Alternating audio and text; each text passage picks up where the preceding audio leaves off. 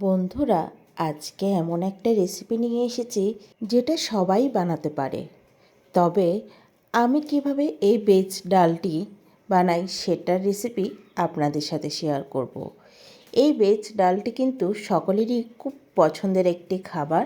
যে কোনো অনুষ্ঠান বাড়িতে দেখবেন এই ভেজ ডালটি থাকবেই। তো চলুন তাহলে কথা না বাড়িয়ে শুরু করা যাক।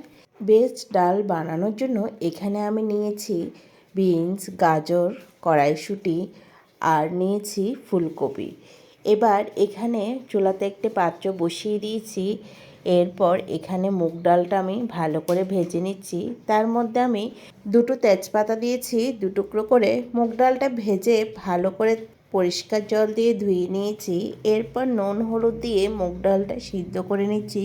মুগ ডালটা সিদ্ধ হয়ে গিয়েছে, এর থেকে আর বেশি সিদ্ধ করবেন না। এখন এটাকে আমি চুলা থেকে নামিয়ে এক সাইডে রেখে দিব।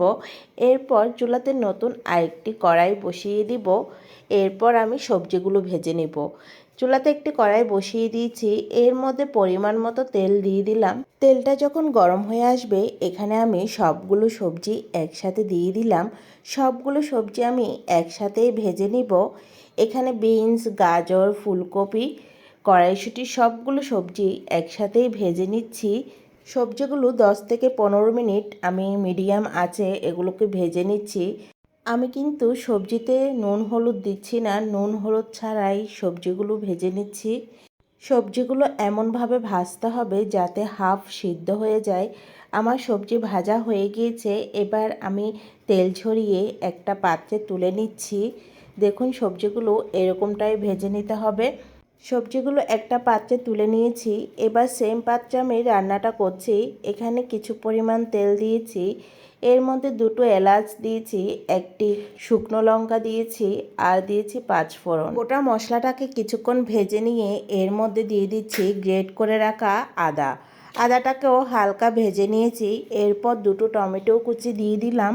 এবার কিছুক্ষণ সময় নিয়ে এটাকে ভেজে নিব যাতে টমেটোটা সিদ্ধ হয়ে যায়। এখানে দিয়ে দিচ্ছি 1 চামচ হলুদ গুঁড়ো, হাফ চামচ দিয়ে দিচ্ছি জিরের গুঁড়ো আর স্বাদ মতো লবণ দিয়ে দিলাম। এখন সবগুলো মশলা ভালো করে কষিয়ে নিচ্ছি। টমেটো যদি কাঁচা দেখে যায় তাহলে রান্নার টেস্ট ভালো আসে না। কিছুক্ষণ ধৈর্য ধরে সময় নিয়ে টমেটোটাকে কষিয়ে নিতে হবে যাতে টমেটোটা সিদ্ধ হয়ে যায়, কাঁচা গন্ধটা চলে যায়। টমেটোটা দেখুন সিদ্ধ হয়ে গিয়েছে, মশলাটাও কষানো হয়ে গিয়েছে। এখানে দিয়ে দিচ্ছি ভেজে রাখা সবজিগুলো মশলার সাথে খুব ভালো করে মিশিয়ে নিয়ে আরও 5 থেকে 6 মিনিট এটাকে রান্না করে নিচ্ছি। আপনারা নিশ্চয়ই খেয়াল করেছেন এখানে আমি অতিরিক্ত পরিমাণ কোনো মশলা অ্যাড করিনি। খুবই অল্প মশলা দিয়ে এই রান্নাটা করা যায়। সবজিটাও মশলার সাথে 6-7 মিনিট কষিয়ে নিয়েছি। এবার এখানে দিয়ে দিচ্ছি সিদ্ধ করে রাখা মুগের ডাল। সবজির সাথে ডালটাকেও ভালো করে মিশিয়ে নিচ্ছি। এখন এই রান্নাটা করতে আর বেশি সময় লাগবে না, কারণ এখানে ডাল এবং সবজি আগে থেকে হাফ সিদ্ধ করে রাখা। তাই 9-10 মিনিটের মধ্যে এই রান্নাটা হয়ে যাবে। এখানে আমি পরিমাণ মতো জল দিয়ে দিয়েছি। এবার আমি চুলার আঁচটাকে বাড়িয়ে দিয়ে এটাকে আমি রান্না করে নিচ্ছি। 6-7 মিনিট এটাকে খুব ভালো করে ফুটিয়ে নিতে হবে। এই ডালটার মধ্যে আমি একটা ভাজা মশলা দিব। তার জন্য এখানে আমি ভাজা মশলাটা তৈরি করার জন্য নিয়ে নিয়েছি শুকনো লঙ্কা, তেজপাতা, গোটা এলাচ, গোটা ধনে, গোটা জিরে আর দারচিনি। সবগুলো গোটা মশলা আমি ভেজে নিচ্ছি। এরপর ঠান্ডা করে এগুলোকে ব্লেন্ড করে গুঁড়ো করে নেব। এদিকে দেখুন ডালটাও ফুটে এসেছে। আবারও একটু নেড়েচেড়ে দিচ্ছি যাতে নিচে লেগে না যায়। এই ভেজ ডালটা কিন্তু আমার ভীষণ প্রিয়। এই ডালটার সাথে ঝুরি আলু ভাজা কিংবা বেগুনি দিয়ে খেতে খুবই ভালো লাগে। রান্নাটা প্রায় হয়ে এসেছে। এখানে 3টে কাঁচা লঙ্কা দিচ্ছি। আপনারা যদি ঝালের পরিমাণটা বেশি দিতে চান তাহলে কাঁচা লঙ্কার পরিমাণটাও বাড়িয়ে দিতে পারেন। আর সবার শেষে দিয়ে দিচ্ছি ভাজা মশলাটা। যে মশলাটা আমি বানিয়েছি ওই মশলাটাই দিয়ে দিলাম। এই রান্নাটা ঘরোয়া কিছু উপকরণ দিয়ে খুবই সুন্দর করে রান্না করা যায়। অতটাও সবজি লাগে না। 3-4টে সবজি দিয়ে এই রান্নাটা করে নেওয়া যায়। সাধারণ কিছু উপকরণ দিয়ে অসাধারণ একটি রান্না। এই রেসিপিটা একবার ফলো করে আপনারা রান্না করে খেয়ে দেখবেন, তাহলে বুঝতে পারবেন রান্নাটা কতটা দারুণ। তো এখন আমি চুলা থেকে নামিয়ে পরিবেশন করে দেখাচ্ছি।